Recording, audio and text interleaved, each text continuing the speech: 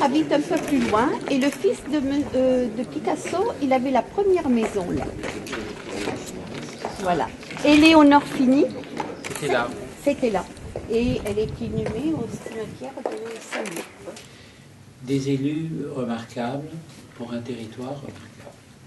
Et à cet égard, un territoire remarquable par la richesse de son patrimoine, par l'importance majestueuse, bien sûr, de Chambord, mais tout le reste.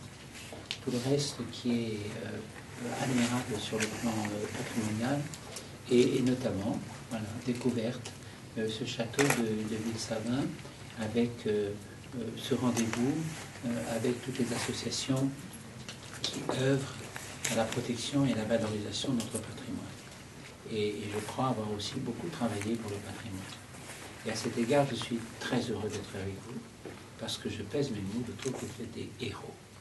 Je pense que notre pays, le patrimoine de notre pays, s'il est préservé d'une manière aussi exceptionnelle, c'est parce qu'il y a des gens comme vous. Au premier chef, les propriétaires de demeures comme celle-ci, qui savent précisément ce que les choses coûtent, parce qu'ils n'ont pas beaucoup d'argent, mais qui savent aussi comment les employer, comment les gérer, comment les valoriser, comment les transmettre, et qui sont par là même les meilleurs gardiens d'une richesse nationale extraordinaire qui existe dans peu d'autres pays, certes quelques pays d'Europe, mais au point où c'est en France, je crois que nous sommes vraiment, avec l'Italie et l'Allemagne, les deux pays et l'Angleterre, les quatre pays qui ont le patrimoine le plus extraordinaire.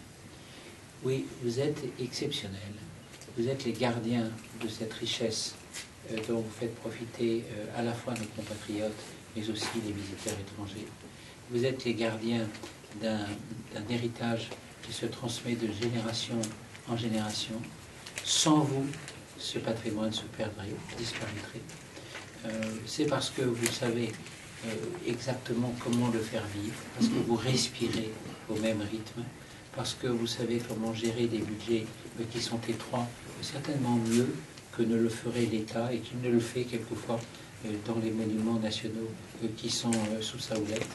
Et puis parce que aussi vous veillez à ce que le public, puisque vous aimez ces lieux, eh bien, soit sensible à la beauté de ce que vous aimez, et donc par là même vous faites partager mieux que quiconque ce pourquoi vous œuvrez et ce pourquoi vous consacrez tant d'efforts.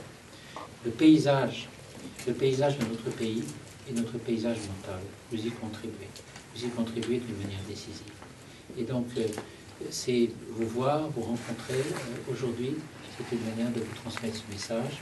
Et je suis d'autant plus reconnaissant aux élus qui m'ont demandé de venir ici, parce que ça me permet de vous le dire et d'espérer aussi que ce soit répercuté pour que tous ceux qui ne sont pas dans cette pièce, et cette pièce n'y suffirait évidemment pas, sentent à travers le territoire français et ultramarin.